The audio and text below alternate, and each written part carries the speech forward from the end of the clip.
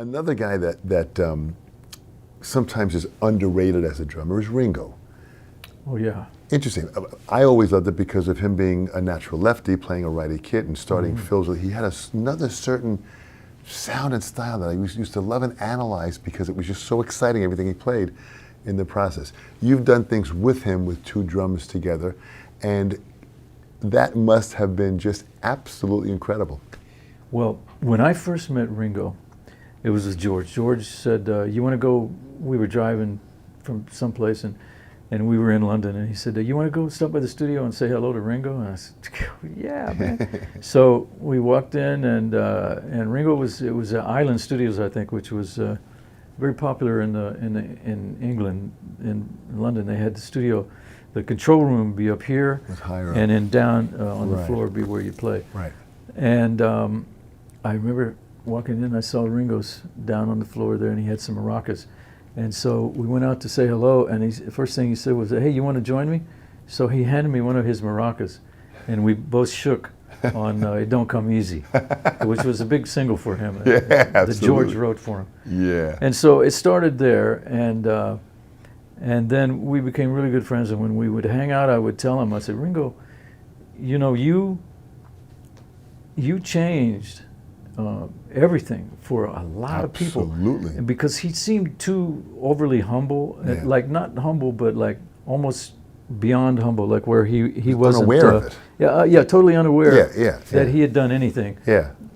That's what it must have been like to be the drummer with the Beatles. Yeah. You know, you're so underneath everything. You're not, and so I told him, and I told him all the time. I said, man, you changed everything. And I gave him examples of what he did. This thing that he played was the first time anybody ever played that on a record that I know of, and stuff like that. And I said, you know, for me, I'm making records at that time, and people like Russ Kunkel and other guys, and Jimmy, and everybody making records in those days, they all wanted to sound like Ringo. I said everybody wanted to sound like you, and they wanted to try to get that feel that you got. Yeah.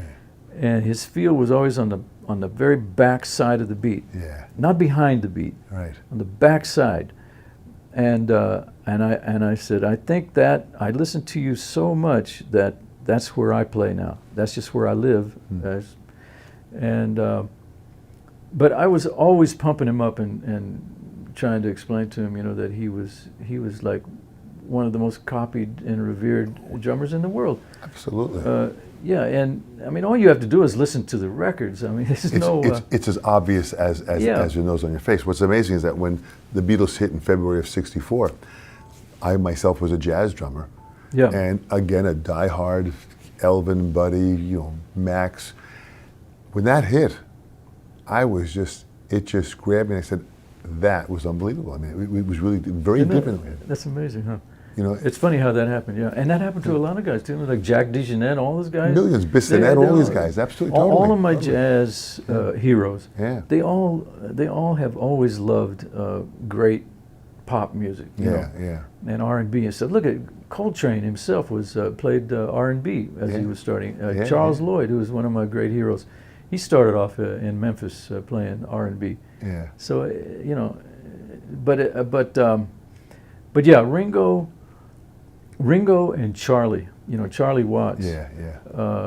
Two of the guys with the biggest bands in the world, right? But two guys who play like nobody else in the world, and you can't really describe their playing. And I'll tell you another thing: no matter how good you are, you're never going to sound like them.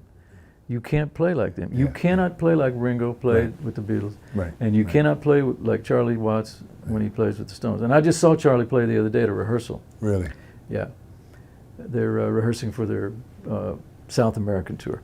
Wow. And so they always let me come in, and I sit right next to Charlie while they're playing, and Keith is walking over and smiling and playing. And there's no band in the world like that. And we're all so old now, it's unbelievable.